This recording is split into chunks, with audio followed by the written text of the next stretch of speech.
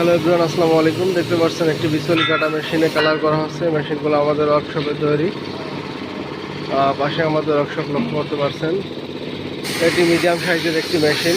এই মেশিনগুলো সম্পূর্ণ এমএস প্লেট দিয়ে তৈরি।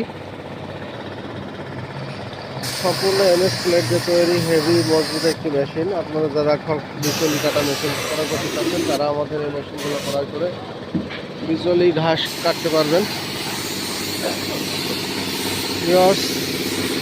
এই মেশিনগুলো আমরা সুলভ মূল্য বিক্রয় করে থাকি।